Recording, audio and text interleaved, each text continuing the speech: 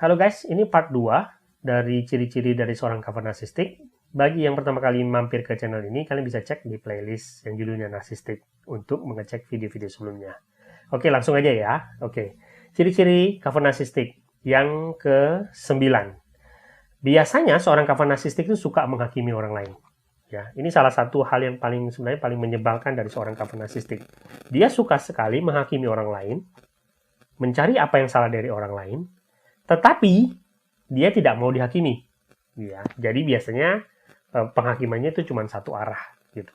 Jadi yang ke-10 adalah biasanya seorang cover narsistik itu sangat sensitif terhadap sebuah kritik.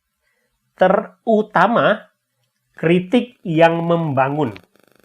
Jadi gini guys ya, misalnya orang punya inner child wound, ya dia sensitif sama kritik juga kan, sama. Tapi ketika mereka dikritik, biasanya mereka menerima itu ke dalam diri mereka kan, merasa bahwa sedih karena dirinya merasa tidak cukup baik gitu dan lain-lain. Tetapi kalau seorang cover narsistik, mereka sangat sensitif terhadap kritik. Mengapa? Karena itu kan menyenggol ego mereka. Ego mereka itu kan adalah bahwa oh saya adalah orang yang paling sempurna, saya itu orang yang paling atas gitu. So kalau ada orang mengkritik mereka, terutama kritik yang membangun ya, karena itu kan menyenggol kelemahan mereka, mereka merasa marah biasanya akan hal itu. Karena artinya bahwa orang yang mengkritik itu mempertanyakan kesempurnaan mereka. Dan mereka nggak bisa terima itu biasanya. Yang ke-11 adalah mereka biasanya kecerdasan emosionalnya sangat rendah. Artinya apa? Ketika seorang empath biasanya sangat bisa memahami perasaan orang lain, bisa mengerti apa yang dirasakan orang lain. Seorang narsistik itu justru sebaliknya. Mereka sangat sulit gitu memahami perasaan orang lain gitu ya. Mereka sangat sulit untuk mengerti emosi-emosi yang dipunya oleh orang lain. Mengapa? Karena mereka self-center gitu ya. Selalu semuanya ke arah mereka. Mereka hanya peduli pada diri mereka. Mereka tidak pernah peduli dengan perasaan orang lain. Dan mereka nggak pernah bisa memahami apa yang dirasakan oleh orang lain. Yang ke-12 adalah biasanya seorang cover narsistik itu biasanya selalu mencari pengakuan dari orang lain. Orang-orang biasa lah ya, bukan narsistik, misalnya orang-orang seperti kita atau empath itu malahan.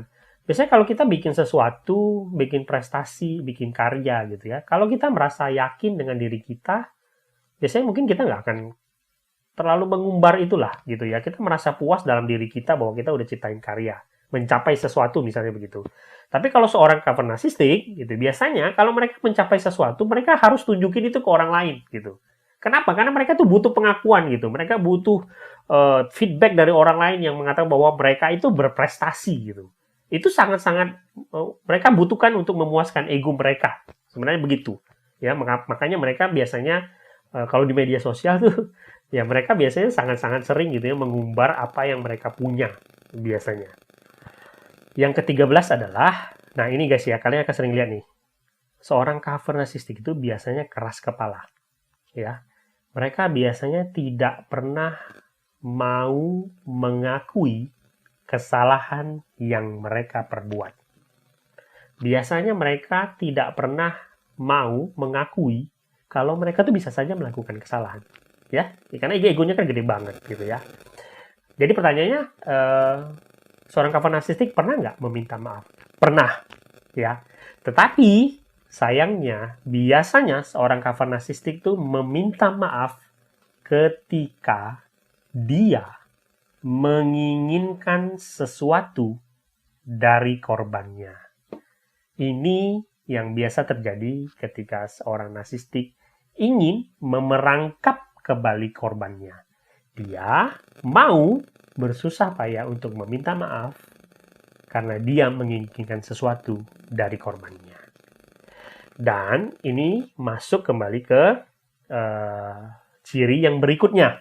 Oke? Ketika seorang narsistik meminta maaf, tahukah kalian? Sebenarnya mereka tidak pernah meminta maaf dengan tulus.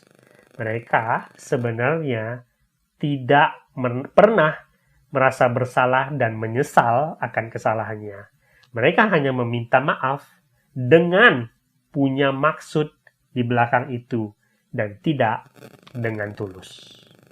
Yang ke-15 ya.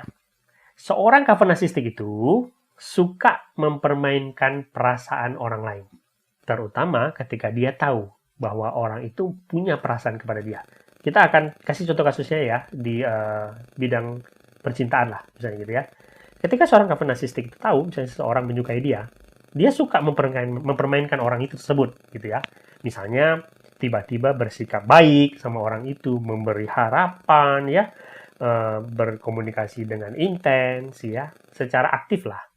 Tetapi kemudian tiba-tiba saja mereka merubah sifat mereka menjadi pasif gitu ya. Dan itu kan membingungkan bagi si korban ya. Sedangkan si narsistik, mereka tahu yang mereka lakukan itu. Tetapi mereka menikmati itu. Mengapa? Karena dengan itu mereka memuaskan ego mereka bahwa mereka bisa mengontrol si korban tersebut. Itu namanya pasif agresif. Kita akan bahas itu nanti di video-video berikutnya ya, secara lebih jauh gitu. Yang ke-16 adalah ini lucu ya sebenarnya, saling kontradiktif tapi terjadi gitu. Jadi gini, seorang cover narsistik itu biasanya mereka sulit untuk sendiri. Mereka biasanya tidak tahan dengan kesendirian. Tetapi ketika mereka menjalin hubungan, biasanya mereka nggak punya hubungan yang berkualitas. Jadi ini sebenarnya kontradiktif ya. Di satu sisi mereka tidak tahan dengan kesendirian, tetapi ketika mereka menjalin hubungan, biasanya memang hubungannya tuh nggak berkualitas lah ya. Mungkin karena mereka memang manipulatif kan gitu. Nah inilah mengapa mungkin ya seorang narsistik tuh banyak ditemui mereka tuh suka sekali berselingkuh gitu.